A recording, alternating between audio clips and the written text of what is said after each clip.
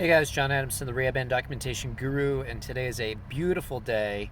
So I've got the windows open to my car. I just love the fall. And along with the fall, I love iced coffee, at least while it's still warm. So I just saw a patient. I'll tell you enough information without violating HIPAA. She's in her 50s. She ended up having an emergency bypass. She had a CABG times 4, and she also has a history of diabetes. Diabetes increases all factor risks associated with cardiovascular disease. And one of the things about diabetes is that it has been shown to not only increase plaque deposition on your arteries, but also to increase the instability of that plaque. So it's more likely that that plaque can break loose and move where it's not where you don't want it to go. So anyway, I saw this patient last week for the first visit, and she presented like most CABG patients. You know, she had definitely pain and soreness in her chest, and we talked about that. We addressed that. She had just very minimal edema in her legs. Not an issue, really. She did not really demonstrate orthopnea, shortness of breath while she was lying down. And so, it seems like from a congestion standpoint, she's handled pretty well. But she was incredibly short of breath. I mean, very short of breath with not much activity. She lives on the second floor of a house with 17 stairs to enter, and she's a fast-paced lady. And you can probably see where this is going. So stairs are very difficult for her. She has a lot of trouble with pacing. And one of her medicines is Lopressor, which is a beta blocker. And when I took her vital signs at rest, and then I compared them to her activity heart rate, of course I noticed that her heart rate barely did anything. And she was getting incredibly short of breath. And so here are the signs and symptoms of side effects of Lopressor. These are the common ones: cold hands and feet. She's got it. Fatigue. She's generally a little fatigued. Weight gain. And I think she's monitoring her weight. Also, less common side effects include depression. She's dealing with that, but partly from being off work. Shortness of breath and trouble sleeping. So, beta blockers. So anyway, today I went to see her, and she's doing better. She's got more endurance. Still needs to work on pacing, but that heart rate, we went down all 17 stairs. We walked probably a good couple hundred feet. We returned up the stairs. I cued her for pacing. I had her take a step, rest, take another step, rest. That killed her. And then when she got back, she was definitely short-winded, but she got better pretty quickly. And her heart rate was 71. It was at 68 when she was at rest. And so why do beta blockers make you short of breath? Well, going back to physiology, think about this, okay? Your body has basically two energy cycles. One would be aerobic, meaning you use oxygen to generate energy, and that's a sustainable energy source, right? As long as you're breathing.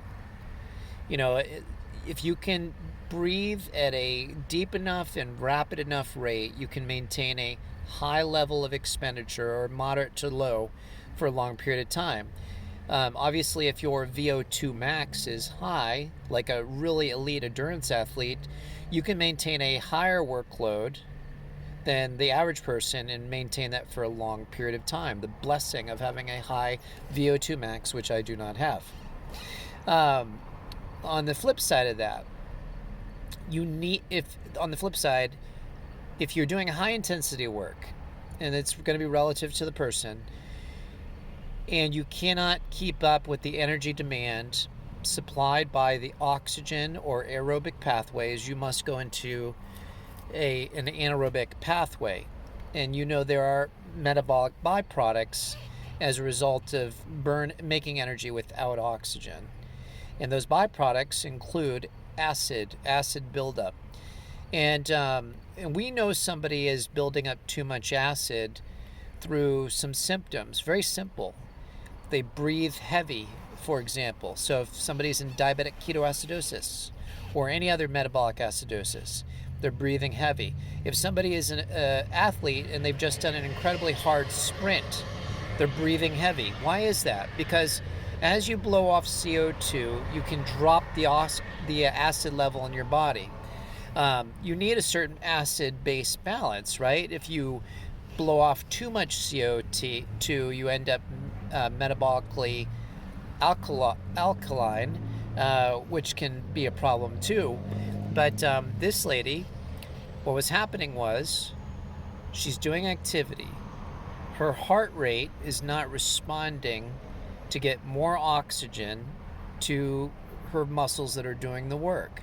Her muscles, lacking oxygen, are now relying upon what? Anaerobic pathways to generate energy. They're producing byproducts that she's got to get rid of, which increases her shortness of breath because of the lack of responsiveness of her cardiopulmonary capabilities because of the low pressure. So this is a concern that I can't address. I can teach her how to compensate for what this medication is doing to her, but until the doctor feels safe to adjust it. And I indicated that in my discharge note that this appears to be the thing that's holding her back at this point.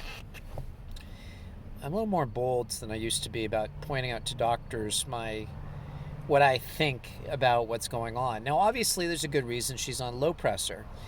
Lowers her blood pressure so that the area that's been operated on isn't under too much strain so it can heal. I get that. But in order for her to really make improvements, at some point this is going to have to be adjusted. I'm a little concerned this lady may be a little bit over medicated. You know, one of the problems, of course, a diabetic has is that they may get higher plaque buildup, which may impact their perfusion of oxygen and other metabolites through their arterioles into the tissue. And so if she goes kind of on the low side, for a normal person without diabetes, without cardiovascular disease, peripheral vascular disease, you know, maybe she'd be fine. But she clearly might need a little higher blood pressure to perfuse appropriately. Anyway, I'm speculating now.